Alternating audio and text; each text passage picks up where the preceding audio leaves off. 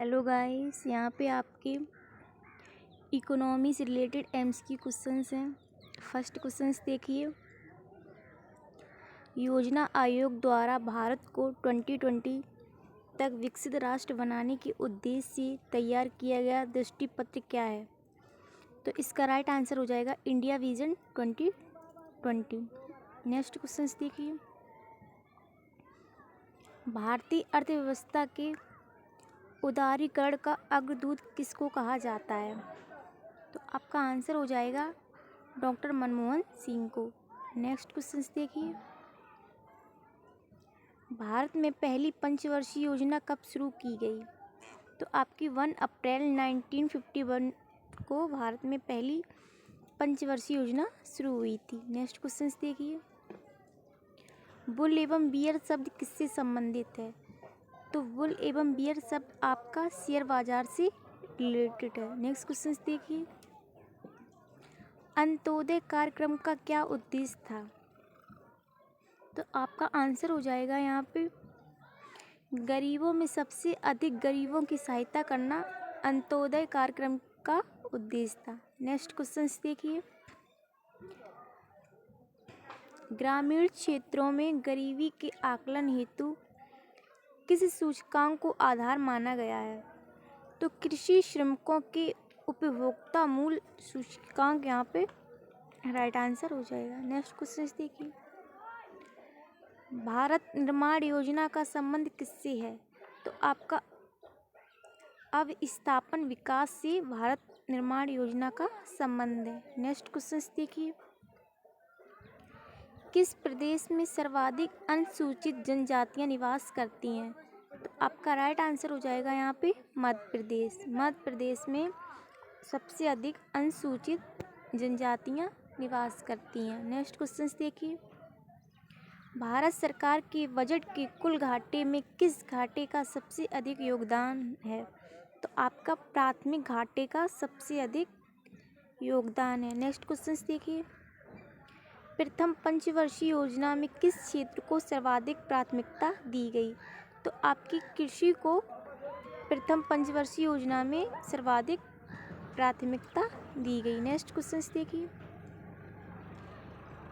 इस समय भारत का सबसे बड़ा राष्ट्रीयकृत उद्यम कौन सा है? तो यहाँ पे आपका भारतीय रेलवे है जो भारत का सबसे बड़ा राष्ट्रीयकृत उद्यम है। नेक्स्ट क्वेश्चन देखिए। बजट घाटा का क्या अर्थ है? तो कुल प्राप्तियों एवं कुल खर्च में अंतर आपका बजट घाटे का अर्थ है। नेक्स्ट क्वेश्चन देखिए। भारतीय रिजर्व बैंक की स्थापना कब हुई? तो आपकी 1 अप्रैल 1935 में भारतीय रिजर्व बैंक की स्थापना हुई थी। नेक्स्ट क्वेश्चन देखिए। भुगतान संतुलन के विपरीत होने की दशा में कौन सा कदम स्थिति सुधारने में सहायक होगा? तो आपका अवमूल्यन यहाँ पे राइट आंसर हो जाएगा। नेक्स्ट क्वेश्चन देखिए। भारत के ग्रामीण क्षेत्रों में पाई जाने वाली बेरोजगारी का मुख्य स्वरूप क्या है? तो आपका प्रच्छन्न भारत में पाई जाने वाली बेरोजगारी का मुख्य स्वरूप है। नेक्स्ट क्वेश्चन देखिए। भारत में सबसे अधिक कृषि भूमि किस फसल के अंतर्गत है? तो आपका यहाँ पे राइट आंसर हो जाएगा चावल। नेक्स्ट क्वेश्चन देखिए। भारत की राष्ट्रीय आय में सर्वाधिक योगदान किस क्षेत्र का है? तो विनिर्माण क्षेत्र का सर्वाधिक योगदान है। नेक्स्ट क्वेश्चन देखिए।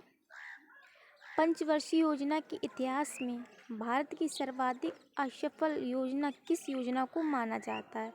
तो तृतीय योजना को आपकी सर्वाधिक असफल योजना माना जाता है। नेक्स्ट क्वेश्चन देखिए। राष्ट्रीय विकास परिषद का पदेन अध्यक्ष कौन होता है? तो आपके प्रधानमंत्री जी राष्ट्रीय विकास परिषद के पदेन अध्यक्ष होते हैं। नेक्स्ट क्वेश्चन देखिए।